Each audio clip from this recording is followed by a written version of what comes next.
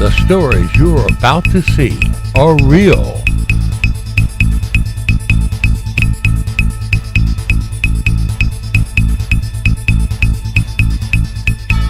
The rewards up to $5 million are real.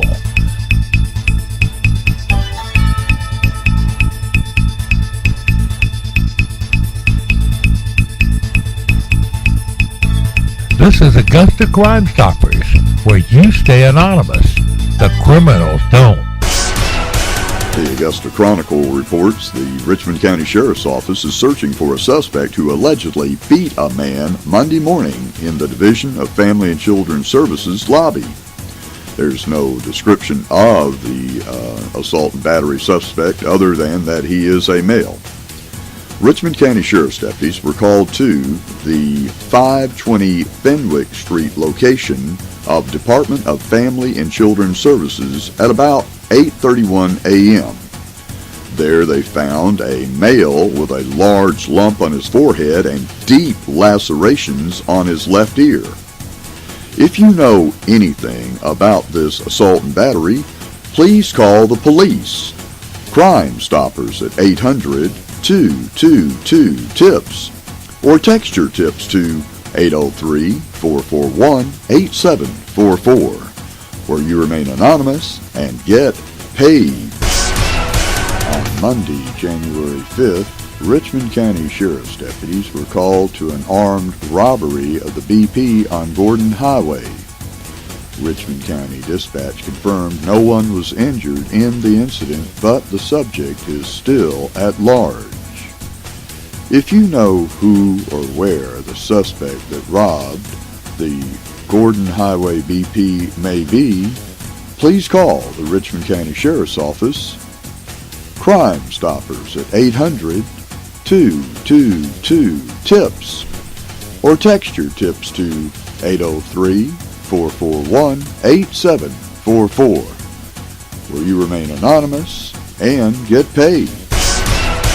Richmond County Sheriff's deputies are still looking to speak with Shane Champagne. If you know where or how they may speak with Shane Champagne, please call the Richmond County Sheriff's Office. Crime Stoppers at 800-222-TIPS or text your tips to tips at AugustaCrimeStoppers.org, where you remain anonymous and get paid. And now, this Crime Stoppers special report. With law enforcement officers landing in hot water and being sentenced to long jail terms from Miami to Baltimore, a law enforcement official said the officers' roles in the towing kickback schemes are only the tip of the iceberg, adding, "It's so prevalent, it's everywhere." The 17 police officers are accused of going into business illegally with this shop called Majestic Auto Repair in Rosedale. It's owned by two brothers. This afternoon it was raided by police and federal agents. For 2 years, authorities say, the police officers steered business to Majestic in return for money. Police officers are supposed to be working for the police department, not the highest bidder. According to a federal affidavit, the scheme worked like this. The officers called Majestic when a car needed to be towed from an accident scene or another location. The officers told the car's owner Majestic provided all services: towing, repair, help with insurance claims. Majestic then towed the car, but the officers falsely reported otherwise, that the car's owners arranged for their own towing.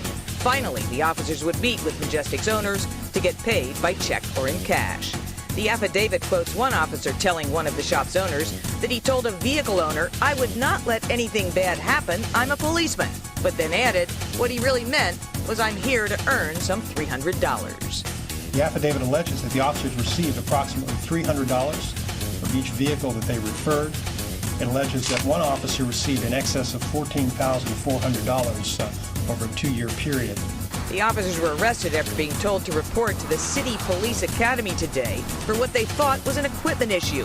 Instead, their equipment was taken and they were put under arrest. The police commissioner himself delivered the news. I don't think it's a setback at all. And for anyone to believe this is a defeat or a setback or a smear, I think this is an absolute affirmation of our commitment to policing and ferreting out corruption within our ranks. Anybody know that kickbacks are being paid by towing companies? Please call the FBI at 706-722-3702, Crime Stoppers at 800-222-TIPS, or text your tips to tips@AugustaCrimeStoppers.org, where you remain anonymous and get paid.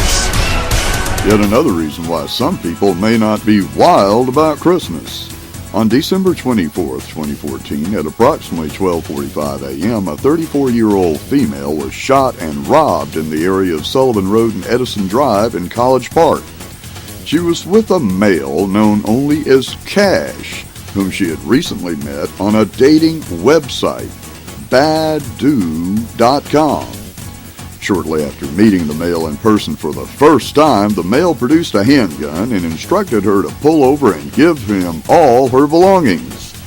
She complied but was shot in the face. He attempted to shoot her again as she fled.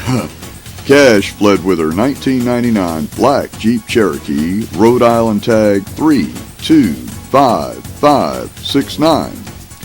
If you have information about this shooting, please call the police.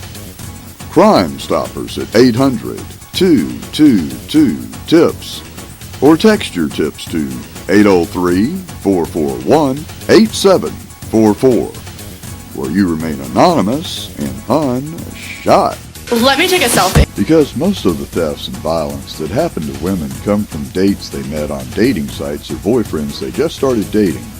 Just tell your date you want to take a picture of him or her to cherish forever. If your date won't let you take the picture, that should be a red flag that something's wrong. If you don't feel comfortable asking him, then take his picture when he's not looking, or take a picture of a picture, such as his dating profile. Then send that picture into a secure location that others can see with a note saying something like, "This is my date for the night. His name is so-and-so, and he works at so-and-so." Then if he robs you or rapes you or kidnaps you or murders you and buries your body, your friends and family will know who you were with. And now, this Crime Stoppers special report. And now for some questions and answers that we're getting on our Crime Stoppers page. If you want to ask us a question and get an answer, go to Facebook and like us at AugustaCrimeStoppers.org. Here's one of the questions. Why don't cops wait outside of bars known for illegal gun running, and when people leave, pull them over for DUI and take the illegal guns off the street? One response was, "I bet 80% of the people who leave bars are over the limit.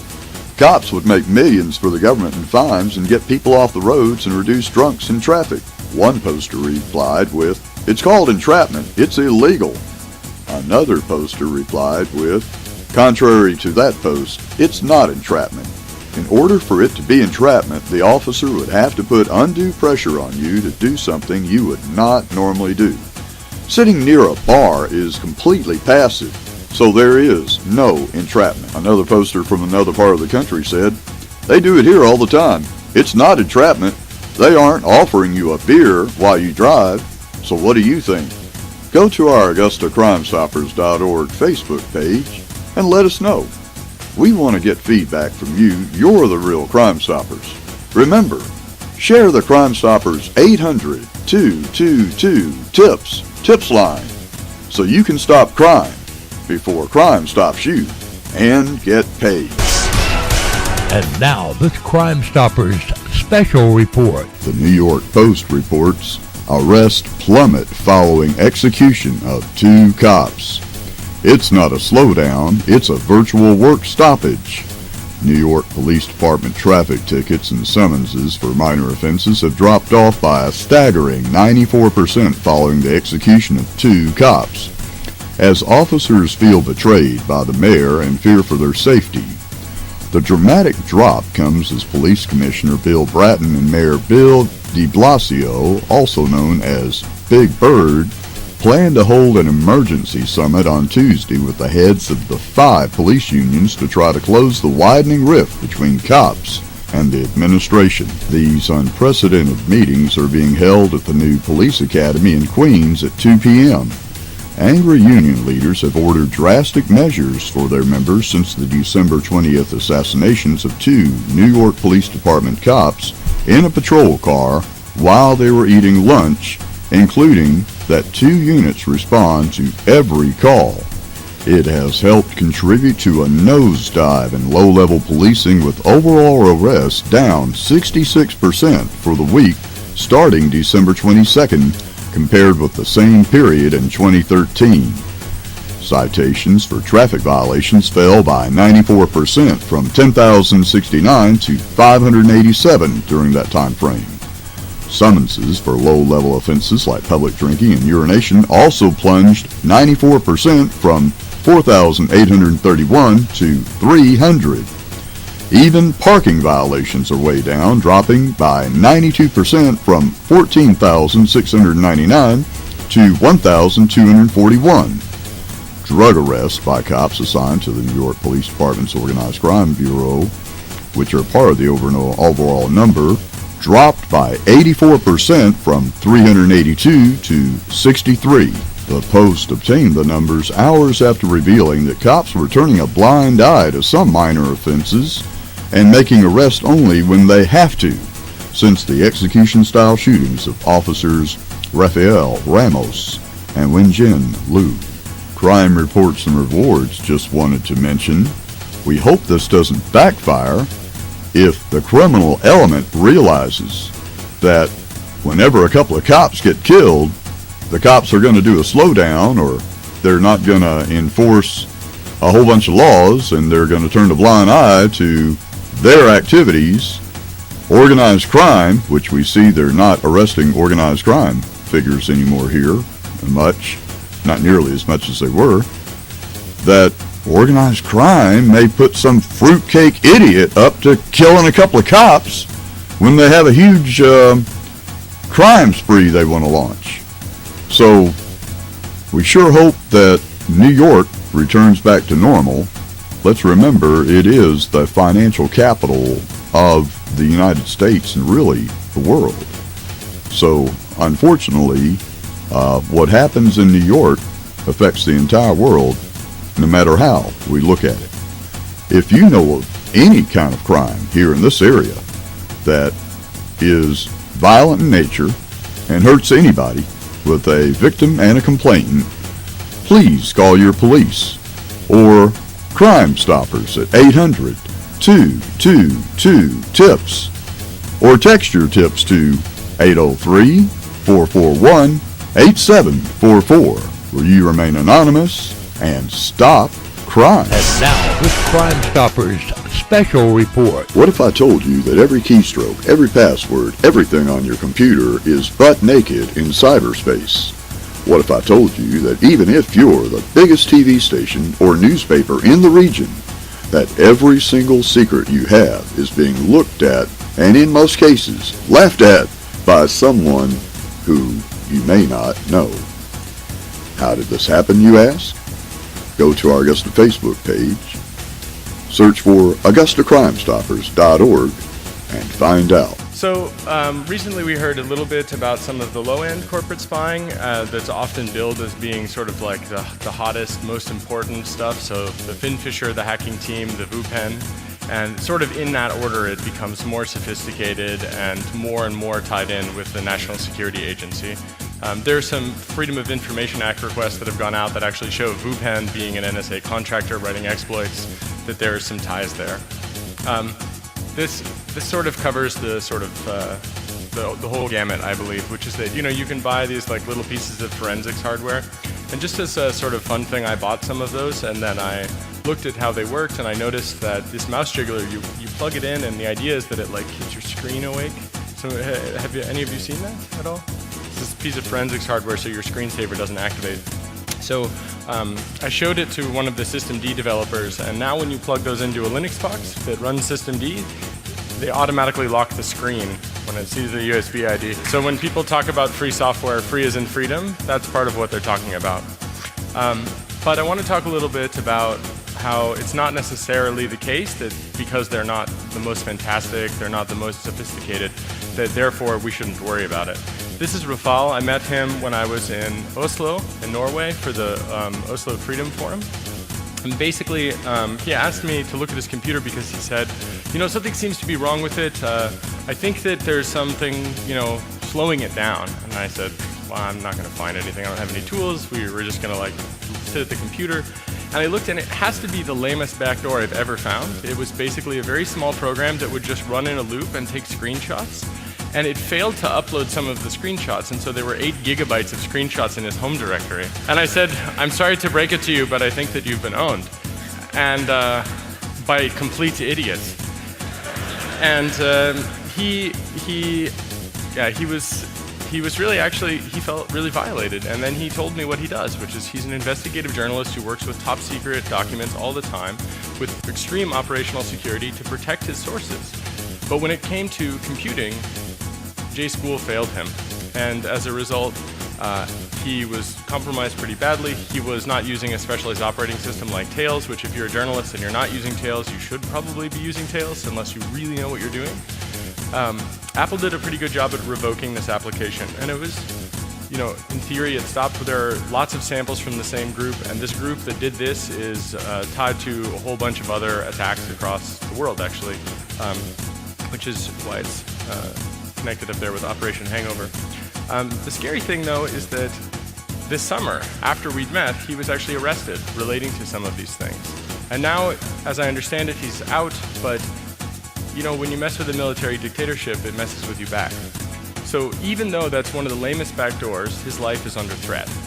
So just simple things can cause serious, serious harm to regular people that are working for some kind of truth-telling. And that to me is really a big part of my motivation for coming here to talk about what I'm going to talk about next, which is that for every person that we learn about like Rafal, I think there are lots of people we will never learn about. And to me, that's very scary. And I think we need to bring some transparency, and that's what we're going to talk about now. And I really want to emphasize this point.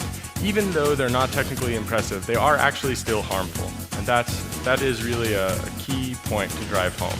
I mean, some of the backdoors that I've seen are really not sophisticated. They're not really that interesting.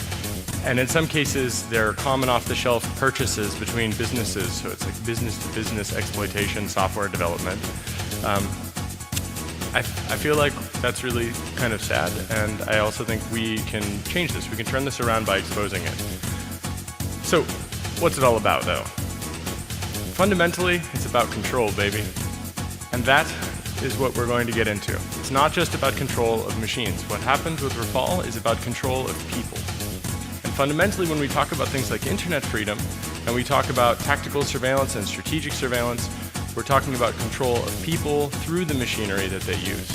And this is a really, I think, a really kind of, I'm trying to make you laugh a little bit because what I'm going to show you today is wrist-slitting depressing. So, part 2, or act 2 of part 2. Basically, the NSA, they want to be able to spy on you, and if they have 10 different options for spying on you that you know about, they have 13 ways of doing it, and they do all 13. So that's a pretty scary thing, and basically their goal is to have total surveillance of everything that they are interested in. So there really is no boundary to what they want to do. There is only sometimes a boundary of what they are funded to be able to do, and the amount of things they're able to do at scale. They seem to just do those things without thinking too much about it, and there are specific tactical things where they have to target a group or an individual, and those things seem limited either by budget or simply by their time. And as we have released today on Der Spiegel's website, which it should be live, I just checked, it should be live for everyone here, we actually show a whole bunch of details about their budgets as well as the individuals involved with the NSA and the Tailored Access Operations Group in terms of numbers. So it should give you a rough idea showing that there was a small period of time in which the internet was really free and we did not have people from the US military that were watching over it and exploiting everyone on it. And now we see every year that the number of people who are hired to break into people's computers as part of grand operations, those people are growing day by day, actually. And every year there are more and more people that are allocated, and we see this growth. So that's the goal, non-attribution and total surveillance. And they want to do it completely in the dark. The good news is that they can't. So now I'm going to show you a bit about it. First, before I show you any pictures, I want to sort of give you the big picture from the top down. So there is a planetary strategic surveillance system, and there are many of them actually. Everything from, I think, off-planetary surveillance gear, which is probably the National Reconnaissance Office, and their satellite systems for surveillance, like the keyhole satellites. These are all things, for the most part, we actually know about these things. They're on Wikipedia.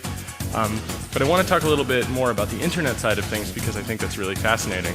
So part of what we are releasing today with Der Spiegel, or what has actually been released, just to be clear on the timeline, I'm not disclosing it first. I'm working as an independent journalist, summarizing the work that we have already released onto the internet as part of a publication house that went through a very large editorial process in which we redacted all the names of agents and information about those names, including their phone numbers and email addresses. And I should say that I actually think that the laws here are wrong because they are in favor of an oppressor who is criminal. So when we redact the names of people who are engaged in criminal activity, including drone murder, we are actually not doing the right thing. But I believe that we should comply with the law in order to continue to publish, and I think that's very important. We also redacted the names of victims of NSA surveillance because we think that there's a balance. Unfortunately, there is a serious problem, which is that the US government asserts that you don't have standing to prove that you've been surveilled unless we release that kind of information.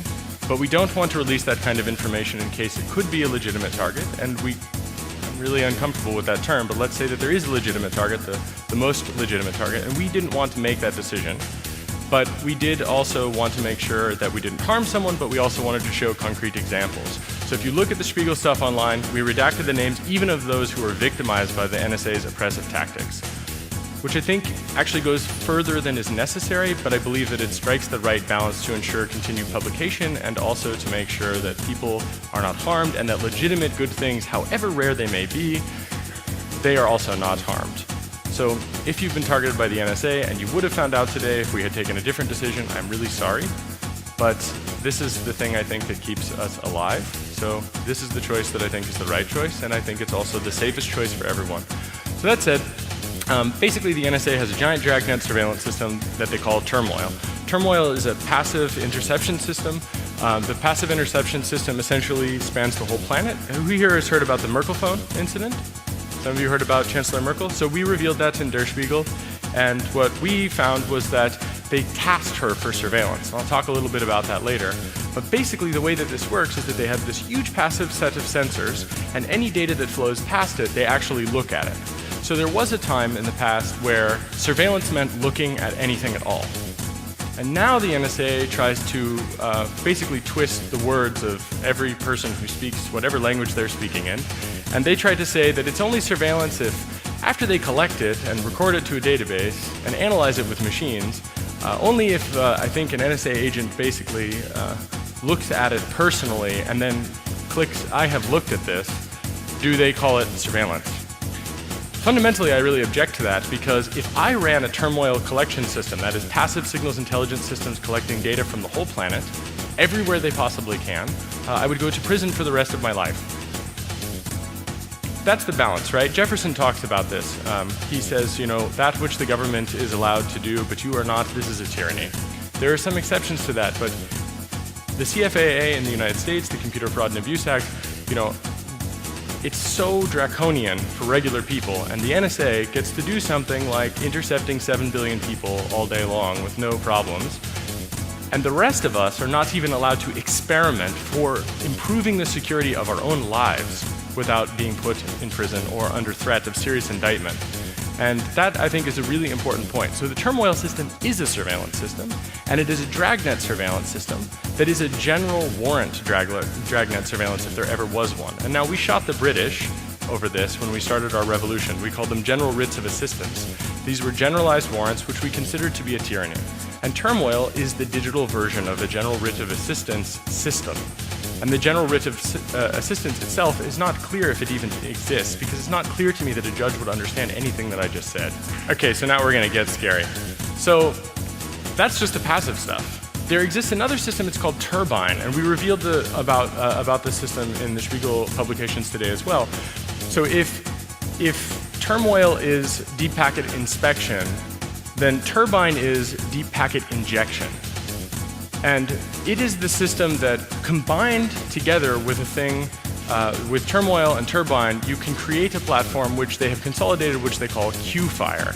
Qfire is essentially a way to programmatically look at things that flow across the internet that they see with Turmoil, and then using Turbine, they're able to actually inject packets to try to do attacks. And I'll describe some of those attacks in detail in a moment. But essentially, the interesting thing about Qfire also is that they have a thing that's called a diode. So if you have, for example, a large number of systems where you control them, you might say, hey, what are you doing on that backbone? Hey, what's going on with these systems? And they could say, well, we paid for access, we're doing this, it's all legal, etc. Qfire has this really neat little detail, which is that they compromise other people's routers and then redirect through them so that they can beat the speed of light. And how they do that is that they have a passive sensor that's nearby a thing that they can inject from. And when they see that that thing sees a selector that is interesting to them or is doing a thing that they would like to tamper with in some way, then they take a packet, they encapsulate the packet, they send it to the diode, which might be your home router potentially, and then that home router decapsulates that packet and sends it out. And because that is very close to you, and let's say you're visiting Yahoo, then the Yahoo packet will not beat you. That is, or they will not beat the NSA or GCHQ.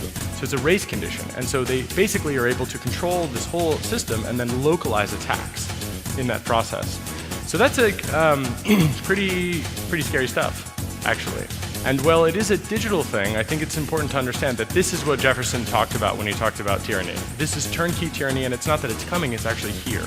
It's just merely a question about whether or not they'll use it in a way that we think is a good way or not a good way. And one of the scariest parts about this is that for this system, or these sets of systems to exist, we have been kept vulnerable. So it is the case that if the Chinese, if the Russians, if people here wish to build this system, there's nothing that stops them. And in fact, the NSA has, in a literal sense, retarded the process by which we would secure the internet because it establishes a hegemony of power, their power in secret to do these things. And in fact, I've seen evidence that shows that there are so many compromises taking place between the different Five Eyes signals intelligence groups that they actually have lists that explain, if you see this backdoor on the system, contact a friendly agency. You've just re-compromised the machine of another person.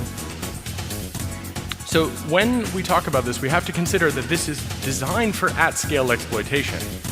And as far as I can tell, it's being used for at-scale exploitation, which is not really, in my mind, a targeted, particularized type of thing, but rather it's fishing operations, it's fishing expeditions, it's more like fishing crusades, if you will. And in some cases, looking at the evidence, that seems to be what it is, targeting Muslims, I might add, because that's what they're interested in doing.